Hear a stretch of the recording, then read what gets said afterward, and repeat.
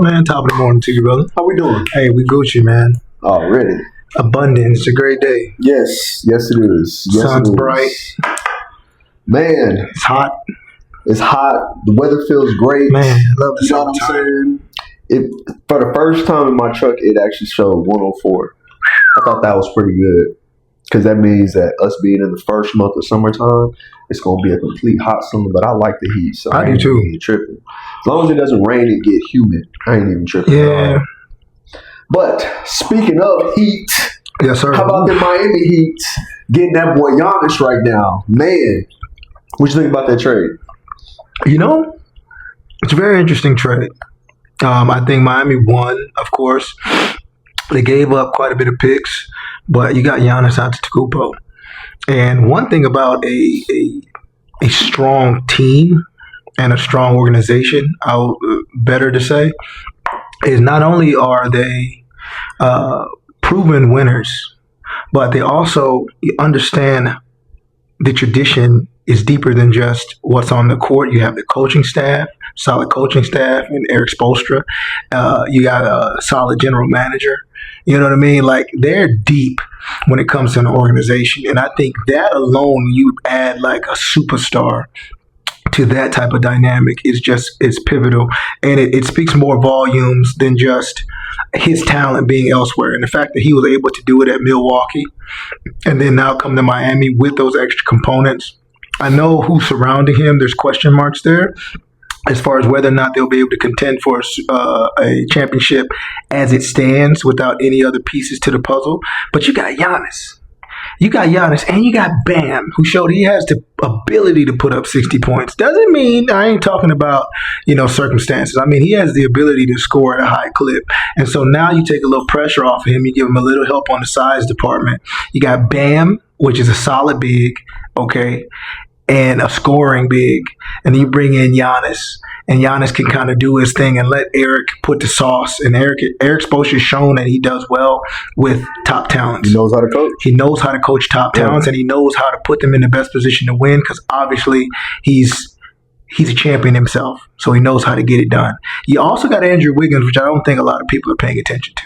And you got some pieces there in the depth department that have stepped up and have been with the team over the past few seasons. And so maybe it's a time for them to take a step in the right direction. And they might be a lot more well-rounded than we think. If they bring in a couple other solid veteran shooters, which I heard some rumblings that's what they were trying to do to surround Giannis with that, and a primary ball handler. I know they got rid of Tyler Hero, but they got some other pieces in there. If they can figure it out, I got faith in Eric Spoelstra. I think you got to watch out for the Miami Heat. Coming out the East. I really do. Yeah, I think they have a nice little nucleus going on with Bam and Giannis. I mean, that's something on paper you can't pass up. Man. The only reason why I say it on paper is because obviously we haven't seen the product on the court yet because it's the off season. Man, you can't pass up on that if you can do that. I was hoping they could keep Tyler Hero. Yeah. But in some circumstances, you just got to trust that you got to get Milwaukee somebody. Yeah, you got to get Milwaukee somebody. You can't leave it hanging with just nothing. So, that's that. Because right now, I don't know what Milwaukee's plan is. They look like they're just in a complete rebuild mode. But yeah, I saw that roster and I thought in my mind, nothing negative. I just said, who they beating? Mm-hmm. Who they beating? Nobody. As it stands. Yeah. Who they scaring? Who they beating? Unless they're banking on trying to get, they're using all the draft picks plus probably what they're going to be looking like this year to try to go get them the superstar out of the draft next year, maybe it's something like that. But, I like Bam and Giannis. I just want to see if Giannis stays healthy. But, I mean, I feel like that goes for any player. Every player has to stay healthy. But, you talk about health-wise and him being ready to play with Bam, I mean, just with them two alone and them having, I'd say, B-plus guards, maybe even C-plus guards, I feel like they can still manage to win 55 games plus. Absolutely. You know what I mean? Because what you're doing is you're bringing defense and two players that know how to score. So defending the paint, knowing how to score, I mean, they could use a solid wing. But, I mean, Giannis he's pretty athletic himself, but, we don't want to put too much on him. But at least you know that you're going to have defense and scoring ability just with them two alone. And that's saying a lot because we're living in the type of game now, you got to have defense. If you don't have defense, it's going to be hard for you to be able to win. Which brings me, hate to jump, but which brings me to the Lakers. I had to say this on a couple things. Yeah. So you have LeBron, who looks like he's not coming back to LA. We'll talk about that in a second. It's a question mark. You have Marcus Smart, who said, I feel like I can get paid a little bit more. I heard a rumor that he may end up signing with the Rockets. I was like, okay, bet. So he opted out of the contract. I'm looking, DeAndre Ayton opted in, but you still got to have a big, and he's still one of the rare bigs in the league where we may have gotten frustrated. Well, I may have gotten frustrated with him as a Lakers fan. But at the same time, he's still a solid big whenever he's on his A game. He's just not as consistent. So maybe the Lakers are banking on him being consistent. Maybe he's banking on himself, which he should. That, hey, I'm going to be more consistent. I'm going to play better as long as I'm with the same organization, not jumping from organization to organization. But I will say this. Lakers got to figure out some defense. They need some defensive weapons because Luka and AR is not going to really give you too much defense. Maybe they may get a couple of picking pockets on steals or something like that, but I'm talking about just straight up defensive play. The Lakers are in trouble right now. They're going to have to figure out their defensive play. Now, they got plenty of offense between Luka and AR. Not plenty, but enough. But they're going to have to figure out something. I'm only saying that because being a Lakers fan, I'm looking at, hold on. So y'all losing LeBron, so y'all losing a little bit of leadership. I understand LeBron's 41, cool. But he's still leadership, brains, which means he can still drop 20 a game if he wants to. At least 20, which is crazy to say that, 41. Then you're losing Marcus Smart, who's a great defender. That means everybody's going to keep putting a lot of pressure on Luka to play defense, so his offense is going to be gas. Yep. Same thing with AR. And so I'm looking at if they don't figure out defensive players, they're in a heap of trouble. So I just wanted to say that. What you think about AR, son? Do you think he deserved that type of contract? I think so. I mean, it kind of reminds me of a Purdy, you know what I mean, for the 49ers. It's like he's done enough. He didn't blow the metrics out of the water to go beyond and above expectations, but he's done enough to show he's a solid, consistent piece who can score and who can fill in the gap a little bit when you have some of those stars down. So I think he's deserved it. He's put in the time. He's put in the work. He deserves to get paid. They're going to need a third option because they're one injury away from some trouble. If LeBron is not returning to the Lakers, they're one injury away from being in trouble. Man. If Luka doesn't stay on that court for the whole entire season, they're going to have an issue trying to stay consistent through the season to make it to the playoffs. So I'd like to see how they get busy this summer. I don't think that's the last what we heard from the Lakers. They're probably waiting to see what LeBron does. And so I think everything right now is kind of wrapped up on LeBron's decision. And, you know, speaking of LeBron, swinging it over to Golden State. You know, it's definitely big rumors about Golden State trying to acquire him. And it sounds this morning as if it's determinant on whether or not they can land AD. So, big noise. That can happen, NBA. Big noise potentially coming out of Golden State. So, you know, how do you feel about that? A 4 All-Star roster going on. You got LeBron, Steph, Draymond, and AD, plus that young nucleus if they don't have to give up too much. This is what I'm looking at. One last run. Why not? A lot of brain power, a lot of in-game manipulation, depending on how teams are playing those 4 All-Stars. Superstars, really. Because when I'm looking at it, it's like, okay, yeah, they're a little bit older. Everybody's like, oh, maybe they too old, this, that, and the other. But they can beat you with their brains because they know how to slow down the game and play at their pace. So if you can attain a Draymond, you can bring in a LeBron who's also a point forward himself. You bring in an AD and know how to manage his minutes so that way he's not going overdrive so you can still get the best out of AD. You still got the best shooter in the game is Steph Curry, no matter the age right there. And so what I'm looking at is that plus some young pieces that they already have that's been in that system. Then you have a 4-time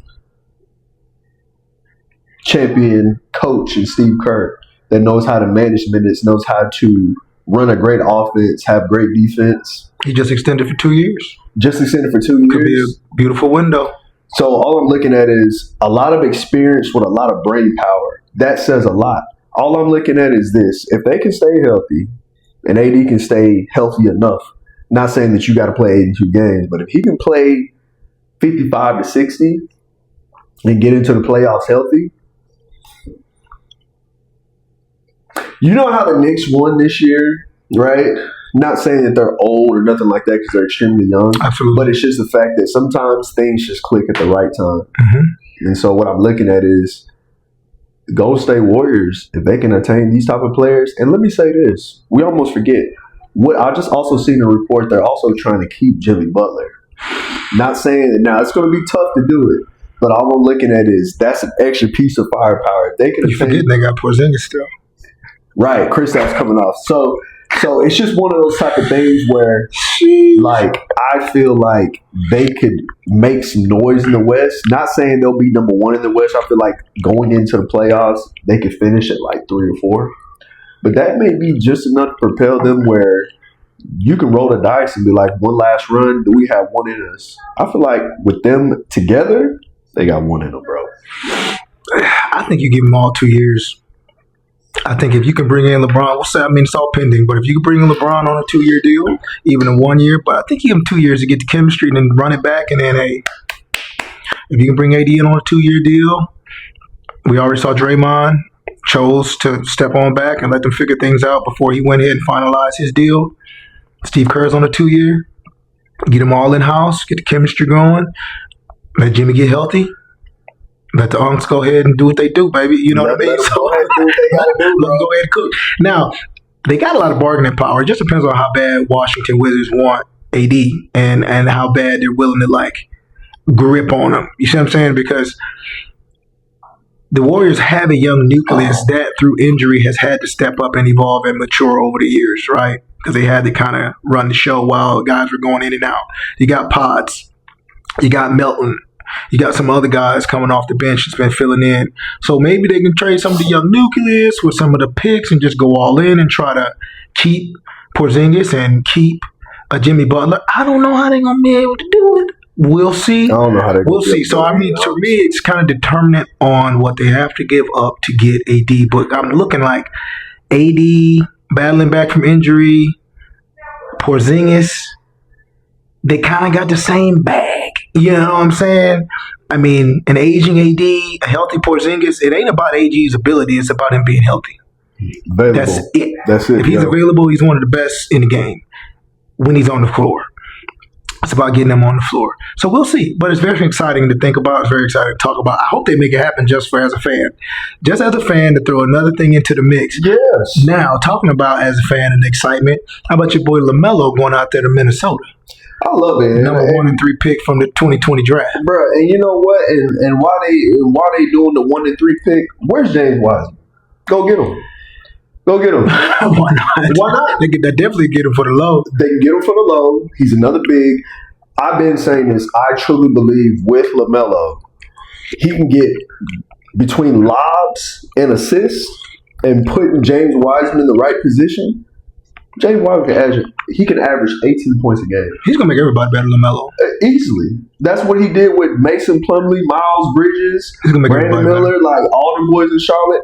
Now you're giving him more weapons. What did the T-Wolves lose? They lost Nasri. Mm-hmm. Six man. That's They lost a 6 man. It was just, you lost a legit 6 man, so I'll say that.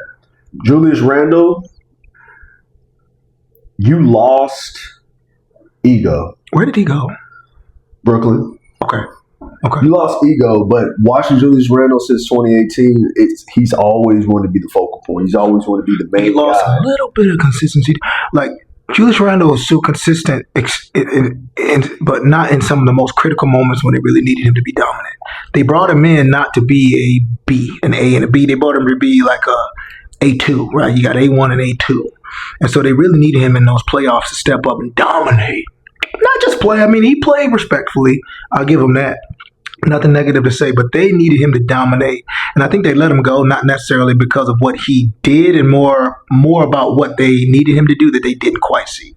I think they needed him to dominate so much to take the pressure off of AD and getting them double teams. And it kind of just looked like more of the same. Like, they're a good team, but they didn't quite get over the hump. So they're like, all right, well, He's a great player. Yeah. He just needs, and I think Brooklyn is probably the best fit for him because now, if he wants to be He can A1, be free. he can be A1, but he's always wanted to be A1. Now, one thing I will give him credit, every single year he's worked on his game to get better because I know that it seems like in his vision, which is nothing wrong with it because as you should be the most confident player in the world. Every player should be the most confident player in the world. Absolutely. If he's working on your game. For him to be that A1, maybe Brooklyn is a place for him to just go ahead and flourish. But I feel like there was a little bit of a clash with wanting to be A1 whenever he was with Minnesota. Yeah. So I feel like getting rid of that piece, now Jaden McDaniels is going to step up a little bit more. LaMelo's going to make Jaden McDaniels better. Man, I'm trying Wide to open lobs. wide open Hit him with the lobs. Magic Johnson. Wow. And that matters whenever you have an assist assassin Ooh. because whenever that means that he can put players in position that they didn't even know they was in position. Shame on Charlotte. I'm just going to say it. I'm going to just say it. And I mean, people may disagree with me, but maybe they're not seeing something in LaMelo that I'm seeing. You get him when he's fresh, youngster. He's going to have growing pains. He's going to have to learn and mature into who he is. He's going to have to learn how to be, publicly polished. But to let that talent walk, to think that you can replace that, this is like a one-in-a-generational type of talent. And if y'all don't believe me, fans, keep watching. Get your popcorn ready. What I'm saying is what I see from what I've seen, and I'm talking about potential. Not what you think you see every now and again when they get media coverage. I'm talking about the potential of this kid. This is a once-in-a-generational type of talent we see with LaMelo, and he's growing. Mm-hmm. Shame on Charlotte for letting that go. I don't care what you could have got for him. And I don't think Kobe White, they don't understand when you got a guy like that who makes other people better, the better that you're seeing in the players that are around him is because of him. And so then you let a guy go because you saw this uptick in performance from the other players that were better because of him. And then when you get rid of him, now it level sets and you're going to really see who can really make a shot for themselves. Who can really make a smart play at the right time when you got a guy that's hang behind the back and you just happen to be wide open. And so wham, now that's some big shoes to fill. We'll see how it goes. LaMelo attracts a lot of attention, but because he's such a magician with that basketball, he still manages to be able to find players because his vision is also something that needs to be studied. For him to be able to handle the rock the way he does and to have the vision to put players in position, that means he's seeing things a lot faster than what coaches see from the sidelines. Or sometimes what players see, because sometimes he throws players open. They like, I wasn't even ready for the basketball. He's been more advanced than a lot of these kids before he even got into the NBA because he was playing against grown men overseas. And that's what people don't understand. So now he's getting into more of a championship style of team around him, meaning a contender style of the team. And now those players are going to amplify more. So I won't be surprised. Don't be surprised. And they're not done with the offseason either when it comes. I heard they may possibly pick up John Collins. We'll see. So that's what I'm saying. We'll see. But it's just adding an extra big. But all I'm looking at is everything else that the T-Wolves has, he's going to amplify. So if Anthony Edwards averaged 28 points a game, he may average over 30. Just because, don't forget, he's going to be getting him some yards, getting him some extra assists and dimes. You know what I mean? So I'm looking at that. So Rudy Gobert is about to get a resurgence. Rudy Gobert will be one of the top centers in the league just because if he going to average 15 points at least. At least. And that's just off of assists and lobs. So you add that plus the shots that Rudy Gobert can make, which is probably, 6 to 10 points? Oh, okay. No, Rudy Gobert is going to be a 20 points per game player because of LeBron, but because of LaMelo. I feel like he is taken for granted. I mean, he's just the same age as Anthony Edwards. They're both 24. Bro, I guarantee this is going to be top 3 backcourts in the league. Oh, yeah. Once you get mid-season. Yes.